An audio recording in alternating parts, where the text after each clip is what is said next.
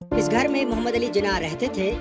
یہ ان کا اسکول ہے. یہ ان کی اہلیہ کی آخری آرام گاہ اور یہ جناح ہال ہے جہاں سے ان کے سیاسی و سماجی کیریئر کا آغاز ہوا. اور یہ سب ممبئی میں ہے. پاکستان محمد علی جناح کا ممبئی سے گہرا تعلق اس وقت قائم ہوا جب وہ مزید تعلیم اور وکالت کی تربیت کے لیے کراچی سے بامبے آئے اور یہیں پہ رہے. تقسیم ہند کے بعد بھلے ہی وہ پاکستان چلے گئے لیکن ان کی دو خاص اور قیمتی چیزیں ممبئی میں ہی رہ گئیں. ایک یہ گھر اور دوسری ان کی اہلیہ کی خاطر. اسی مکان میں قیام کے دوران محمد علی جناح نے پاکستان کا خواب حقیقت میں بدلا. اس کے لیے جدوجہد کی اور کامیابی حاصل کی. یہی وجہ ہے کہ پاکستان اس عمارت کو اپنی میراث سمجھتا ہے اور پاکستانی عوام کے لیے یہ ایک تاریخی یادگار ہے.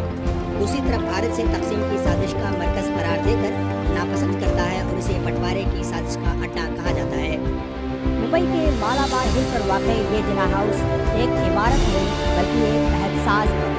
بانی پاکستان محمد علی جناح، مہاتما گاندھی، جواہر لال نہرو اور بھارت کے دیگر رہنما جدوجہد آزادی اور تقسیم ہند سے متعلق یہیں پر تاریخ ساز مذاکرات کیا کرتے تھے.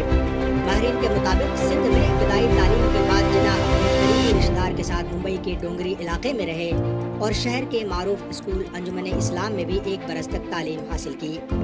بعد میں قانون کی تعلیم کے لیے انگلینڈ جانے سے پہلے انہوں نے 16 برس کی عمر میں بامبے یونیورسٹی سے میٹرک پاس کیا. ہماری جو شروعات میں جو اسکول بنی وہ 2-3 کمروں کی تھی، تو شروع میں بتایا جا رہا ہے 1 سال کے لیے وہ بھی تھے. انہوں نے پڑھائی کی اور پارٹیشن سے پہلے ان کا آنا ہوا کرتا تھا.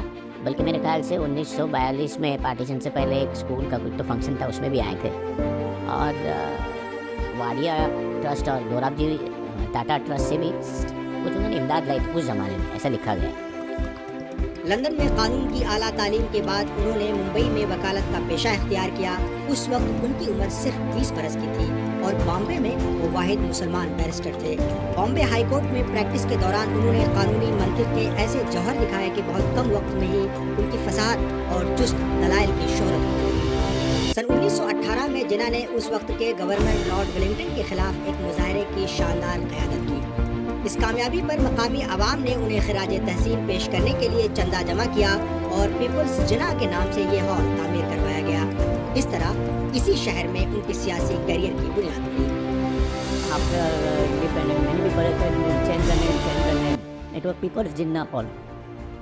So if you don't want to use word Jinnah, then you write just People's Hall.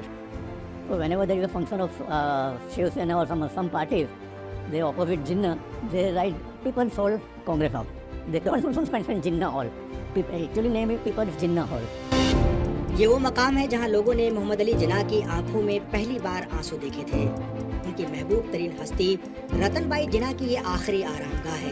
یہ ممبئی کے بائکلہ علاقے میں واقع خوجہ برادری کے قبرستان کا حصہ ہے. یہ قبرستان کی بلند ترین قبروں میں سے ایک ہے، تاہم سب سے تنہا بھی ہے.